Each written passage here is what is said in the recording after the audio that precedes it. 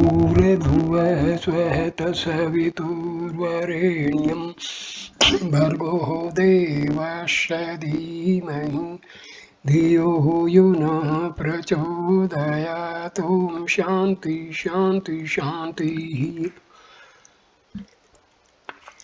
Namaskar my dear friends. This is video number 35 on Maharshi Ramana's talks or talks with Sri Ramana Maharshi. This video number 35 will start with talk number 470. As a European countess was leaving for Europe tonight, she requested him to bless her and her family. Maharshi, you do not go anywhere away from the presence as you imagine. The presence is everywhere. The body moves from place to place, yet it does not leave the one presence. So no one can be out of sight of the Supreme Presence. Since you identify one body with Sri Bhagavan and another body with yourself, you find two separate entities and speak of going away from here. Wherever you may be, you cannot leave me. To illustrate it, the pictures move on the screen in a cinema show, but does the screen itself move? No. The presence is the screen. You, I, and others are the picture. The individuals may move, but not the self. Talk number 471. Devotee. The avatars are said to be more glorious than the self-realized Gyanis. Maya does not affect them from birth. Divine powers are manifest, new religions are started, and so on. Maharshi, number 1. Jnani Taumeva me matam. Number 2. Sarvam Khalvidam Brahma. How is an avatar different from a Jnani, or how can there be an avatar as distinct from the universe? Devotee. The eye, Chaksu, is said to be the repository, ayatana of all forms. So the ear, Srotra, is of all sounds, etc. The one, Chaitanya, operates as all. No miracles are possible without the aid of senses, Indriyas. How can there be miracles at all if they are said to surpass human understanding? So are the creations in dreams. Where then is the miracle? The distinction between avatars and jnanis is absurd. Knower of Brahma becomes Brahma only, is otherwise contradicted. Maharshi, quite so. 15th March 1938, talk number 472. A large group of Punjabis arrived here in a pilgrim special. They came to the Ramanashramam at about 8:45 am and sat quiet for a long time. At about 9:20, one of them said, "Your reputation has spread in the Punjab. We have travelled a long distance to have your darshan. Kindly tell us something by way of instruction." There was no oral reply. Sri Bhagavan smiled and gazed on. After some time, the visitor asked, "Which is the best, the yoga, the bhakti, or the jnana path?" Still, Sri Bhagavan smiled and gazed as before. Sri Bhagavan left the hall for a few minutes. The visitors began to disperse. Still, a sprinkling of them continued to sit in the hall. A long-standing disciple told the visitor then Sri Bhagavan had replied to his questions by his silence, which was even more eloquent than words. After Sri Bhagwan returned, the visitor began to speak a little. In the course of his speech, he asked devotee, "It is all right for those who believe in God." Others ask, "Is there a God?" Mercy, are you there? Devotee, quite so. That is the question. I see before my eyes a battalion of spoils passing, therefore I am. The world must have been created by God. How shall I see the Creator? Maharshi, see yourself. Who sees these?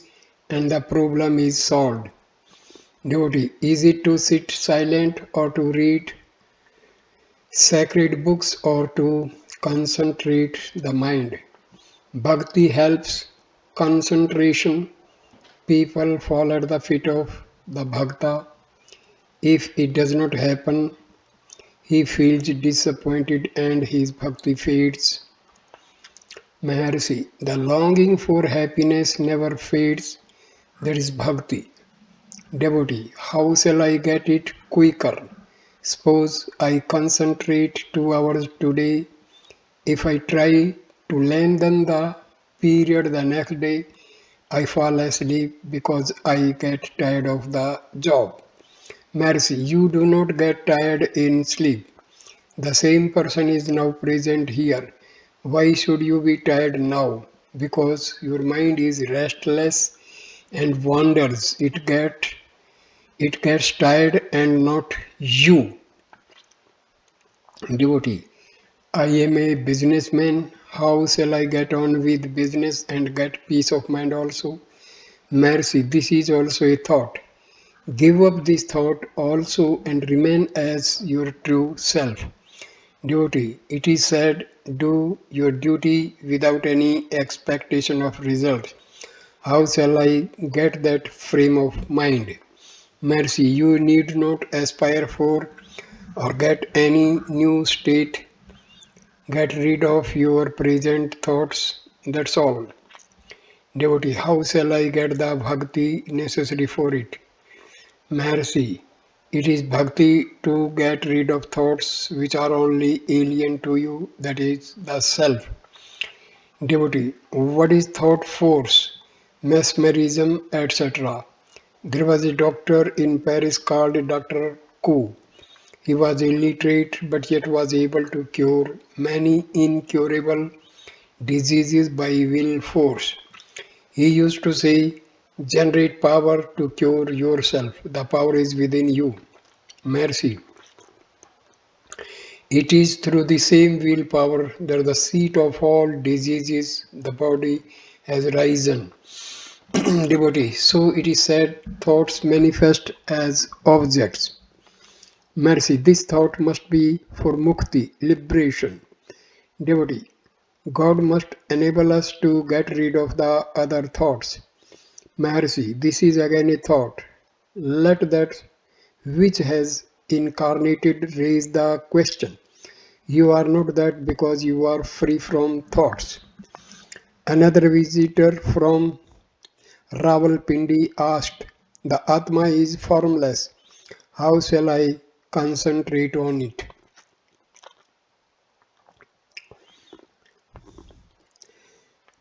Maharshi, leave alone the Atma which you say is formless or intangible. Mind is tangible to you. Hold the mind and it will do. Devotee, mind itself is very subtle and is also the same as the Atman. How shall I we know the nature of the mind? You have said that all sports are useless. What should be our stand then? Maharshi, where does your mind stand? Devotee, where does it stand? Maharshi, ask the mind itself. Devotee, I ask you now, should we concentrate on mind then? Maharshi, Devotee, but what is the nature of the mind? It is formless. The problem is perplexing. Maharshi, why are you perplexed? Devotee, the Shastras want us to concentrate and I cannot do so. Maharshi, through what shastras have we known our existence? Devotee, it is a matter of experience, but I want to concentrate. Maharshi, be free from thoughts. Do not hold on to anything. They do not hold you. Be yourself.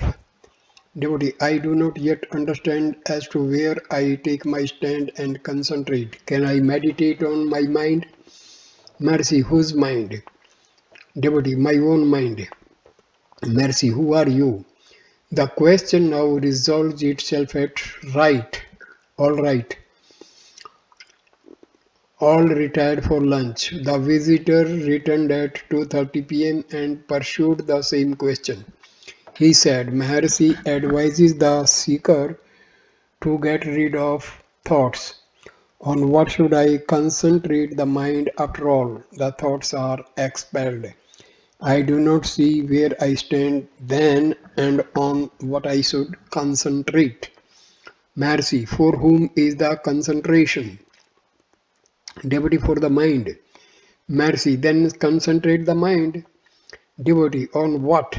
Mercy, answer the question yourself. What is the mind? Why should you concentrate?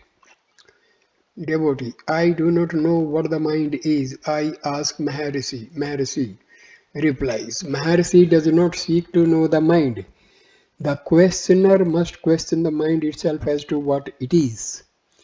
Devotee, Maharshi advises that the mind should be divested of thoughts.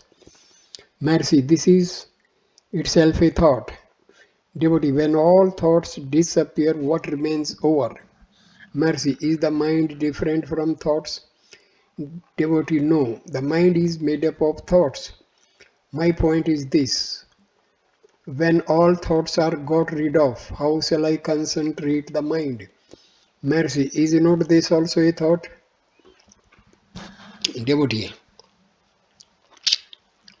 yes, but I am advised to concentrate. Mercy, why should you concentrate? Why should you not allow your thoughts free play? Devotee, the Shastras say that the thoughts, thus playing free, lead us astray, that is, to unreal and changeful things.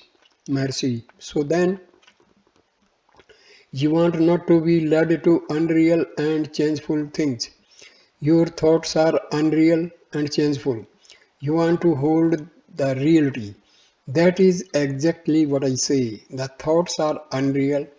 Get rid of them. Devotee, I understand now, yet there is a doubt. Not a trace can you remain inactive. How shall I be able to rid myself of thoughts?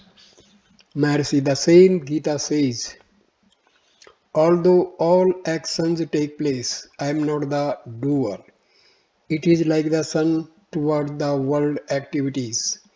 The self always remains actionless, whereas thoughts arise and subside. The self is perfection, it is immutable.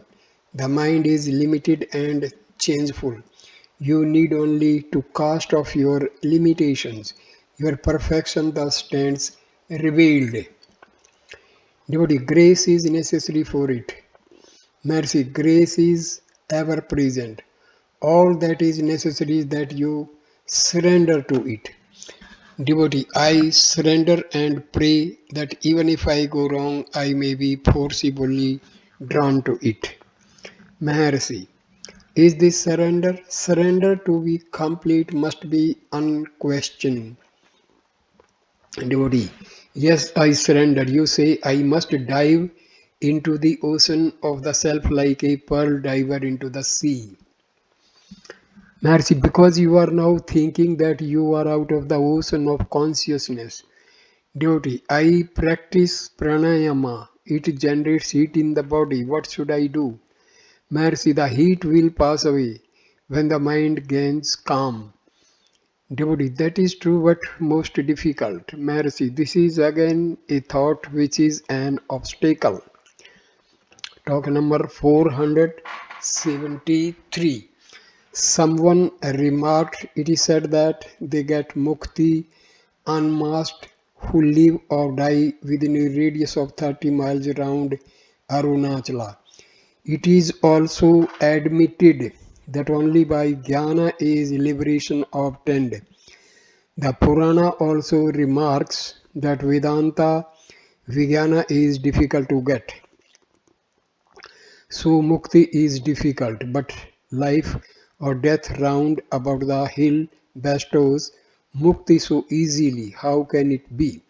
Maharshi Shiva says, by my command, those who live here need no initiation, diksha, etc., but get mukti. Such is the command of Shiva. Devotee. The Purana also says that those who are born here are Shiva's group of followers, such as ghosts, spirits, disembodied beings, etc. Mercy. So it is said of other Akshetras as well. For example, Tiruvallur Chidambaram. Devotee, how does mere life or death here confirm mukti? Confer mukti. It is difficult to understand. Maharshi. दर्शनाद अबरादासी जनानत कमलये कस्यांतु मारानम Mukti समरानंद अरुणाचले. To see Chidambaram, to be born in Trivurur, to die in Banaras, or merely to think of Arunachala is to be assured of liberation. Jananat Kamalaya means by being born in Kamalaya. What is it? It is the heart. Similarly, Abrasadasi, seat of consciousness. Again, Kasi is the light of realization. Remembering Arunachala completes the verse. It must also be understood in the same sense. Devotee.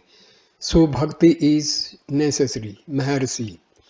Everything depends on the outlook. One sees that all born in Trivurur or visiting Chidambaram or dying in Banaras or contemplating Arunachala are muktas.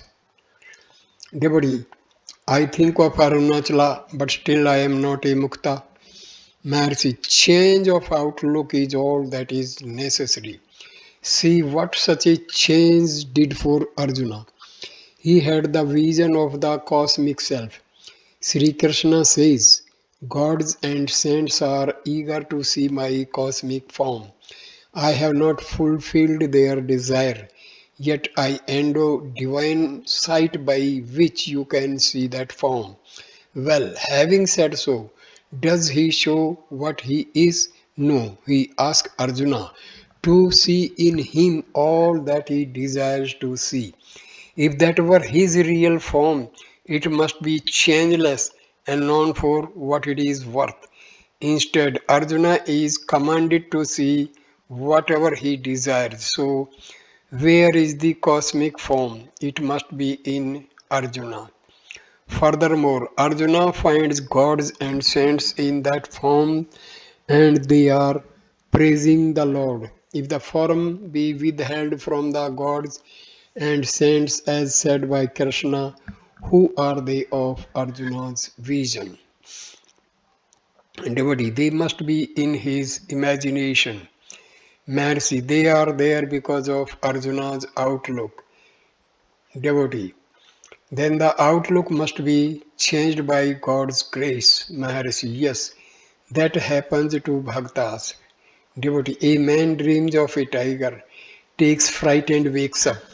The dream tiger appears to the dream ego who is also frightened. When he wakes up, how is it that that ego disappears and the man wakes up as the waking ego? Maharshi. That establishes that the ego is the same. Dream, wakefulness, and sleep are passing phases for the same ego. Devotee, it is difficult to spot the mind. The same difficulty is shared by all. Mercy, you can never find the mind through mind. Pass beyond it in order to find it non existent. devotee, then one must directly go to seek the ego. Is it so? Mercy, that's it. Mind, ego, intellect are all different names for one single inner organ, antahakarna. The mind is only the aggregate of thoughts. Thoughts cannot exist but for the ego. So all thoughts are pervaded by ego, ahem. Seek where from the I rises and the other thoughts will disappear. Devotee, what remains over cannot be I, but pure consciousness. Maharshi, quite so. You start seeking happiness. On analysis, you find that misery is caused by thoughts. They are called the mind. While trying to control the mind, you seek the I and get fixed in being knowledge bliss. Another devotee, what then is the mind? Mercy, mind is consciousness which has put on limitations. You are originally unlimited and perfect. Later you take on limitations and become the mind. Devotee, it is avarna, veiling then. How does this happen? Mercy, to whom is the avarna?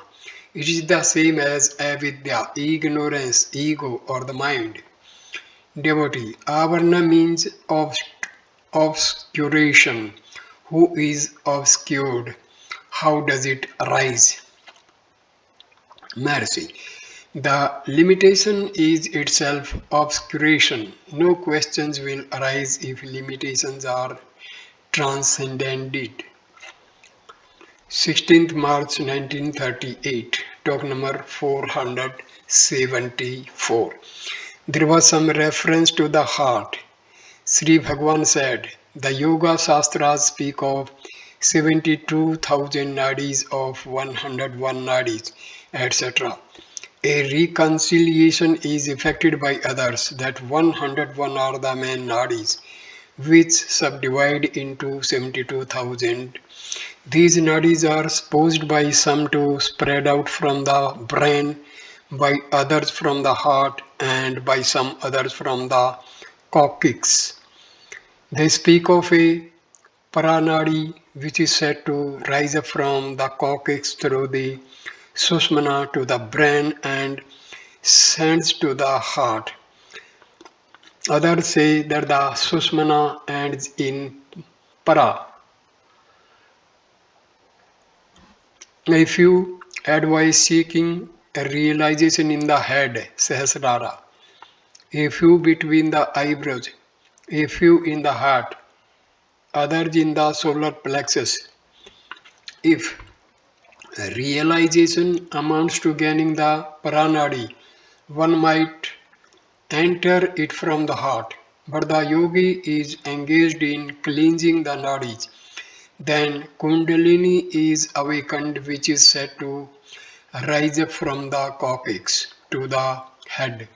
The yogi is later advised to come down to the heart as the final step. The Vedas say the heart is like a lotus turned down or a plantain bud. There is a bright spot atom like the end of a grain of paddy. That spot is like a flame, and in its center, transcendental Brahma is seated, which is that heart. Is it the heart of the physiologist? If so, the physiologist know best. The heart of the Upanishad is construed as Hridayam, meaning this is the center. That is, it is where the mind rises and subsides. That is the seat of realization. When I say that it is the self, the people imagine that it is within the body. When I ask where the self remains in one's sleep, they seem to think that it is within the body. But unaware of the body and its surroundings, like a man confined in a dark room. To such people, it is necessary to say that the seat of realization is somewhere within the body. The name of the center is the heart, but it is confounded with the heart again. When a man dreams, he creates himself, that is the ahamkar, the seer, and the surroundings. All of them are later withdrawn into himself. The one became many, along with the seer. Similarly also, the one becomes many in the waking state. The objective world is really subjective. An astronomer discovers a new star at immeasurable distance and announces that it is light, that its light takes thousands of light years to reach the earth. Well, where is the star in fact? It is not in the observer. But people wonder how a huge globe larger than the sun at such a distance can be contained in the brain cells of a man. The space, the magnitudes, and the paradox are all in the mind only. How do they exist there? Inasmuch as you become aware of them, you must admit a light which illumines them. These thoughts are absent in sleep, but rise up on waking. So this light is transient, having an origin and an end. The consciousness of I is permanent and continuous. So this cannot be the aforesaid light. It is different but has no independent existence. Therefore, it must be abhasa, reflected light. The light in the brain is thus reflected knowledge, abhasa samvit, or reflected being, abhasa sat. The true knowledge, samvit, or being sat, is in the center called heart, hridaya. When one wakes up from the sleep, it is reflected in the head, and so the head is no longer lying prone but rises up. From there, the consciousness spreads all over the body, and so the superimposed I functions as the wakeful entity. The pure light in the brain is Shuddha Manas, the pure mind, which later becomes contaminated and is Malina Manas, the one ordinarily found. All these are, however, contained in the self.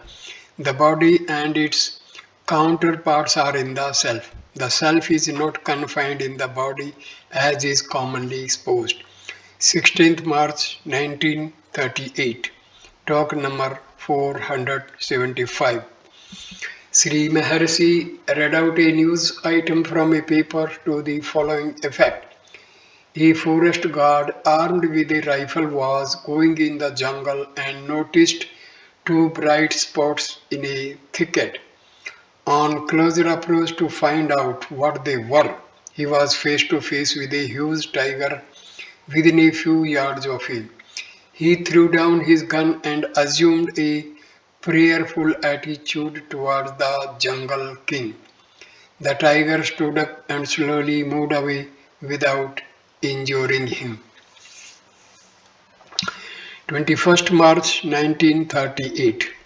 Talk number 476. Dr. Stanley Jones, a Christian missionary, visited Maharshi. He writes books and delivers lectures. He has two ashrams under his control in North India. He was accompanied by another gentleman and two ladies. He is at present writing a book on the Indian road and wants to meet the spiritually great man in India so that he may collect material for the book. He desired to know how the Indian sages have proceeded and what they have found as their experience in divinity. So he asked questions. This is only a short sketch of his interview. Devotee, what is your quest? What is the goal? How far have you progressed? Maharshi, the goal is the same for all. But tell me why you should be in search of a goal. Why are you not content with the present condition? Devotee, is there then no goal? Maharshi, not so. What makes you seek a goal? It is a counter question to be answered by you. Devotee, I have my own ideas of these subjects.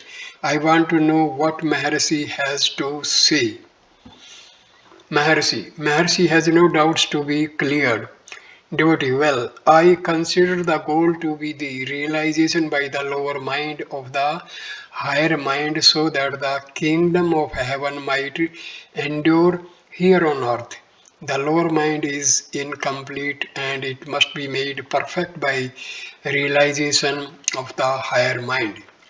Maharshi. So then you admit a lower mind which is incomplete and which seeks realization of the higher so that it may become perfect. Is that lower mind apart from the higher mind? Is it independent of the other? Devotee, the kingdom of heaven was brought down on earth by Jesus Christ. I consider him to be the kingdom personified. I want everyone to realize the same. He said, I am hungry with other men's hunger, and so on. Mutual partnership in pleasure and pain is the kingdom of heaven. If that kingdom is universalized, everyone will feel at one with the rest. Maharshi, you speak of the differences between the lower and the higher minds, pleasures and pains. What becomes of these differences in your sleep? Devotee, but I want to be wide awake. Maharshi, is this your wide awakened state? It is not. It is only a dream in your long sleep. All are in sleep, dreaming of the world and things and actions. Devotee, this is all Vedantic. I have no use for it. The existing differences are not imaginary, they are positive. However, what is that real waking? Can Maharshi tell us what he has found it to be? Maharshi, real waking lies beyond the three states of waking, dream, and sleep. Devotee, I am really awake and know that I am not in sleep. Maharshi, real waking lies beyond the plane of differences. Devotee, what is the state of the world then? Maharshi, does the world come and tell you I exist?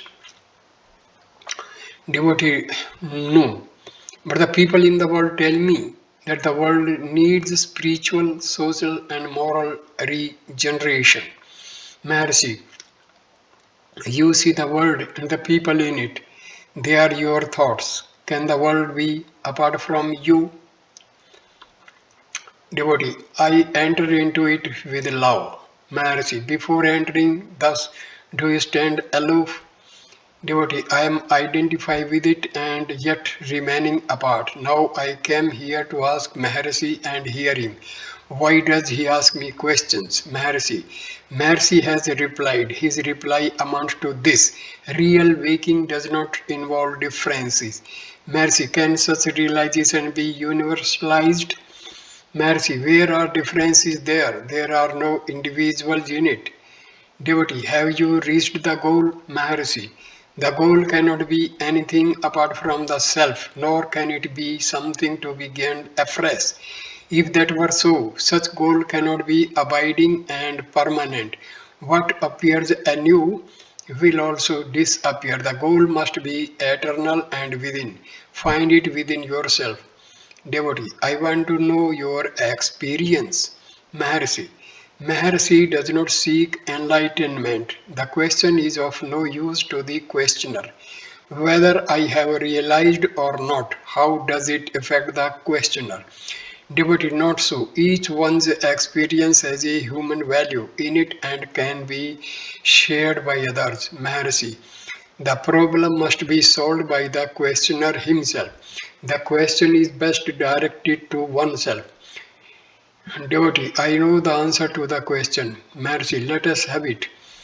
Devotee, I was shown the kingdom of heaven 20 years ago. It was by God's grace only. I made no effort for it. I was happy. I want to universalize, moralize, and socialize it. At the same time, I want to know Maharshi's experience of the divine. Mrs. Jinarajdasa intervened and spoke softly. We all agree that Maharshi has brought the kingdom of heaven on earth. Why do you press him to answer your questions relating to his realization? It is for you to seek and gain it. The questioner listened to her, argued slightly, and resumed his questions to Maharshi. After one or two light questions, Major Chadwick spoke sternly. The kingdom of heaven is within you, says the Bible. Devotee, how shall I realize it? Major Chadwick, why do you ask Maharshi to realize it for you? Devotee, I do not know. Major Chadwick, the kingdom is within you. You should realize it. Devotee, it is within only for those who hear it. Major Chadwick, the Bible says within you and adds no qualifications. The questioner felt his conversation was already too long and so retired after thanking Maharshi and others. Talk number 477.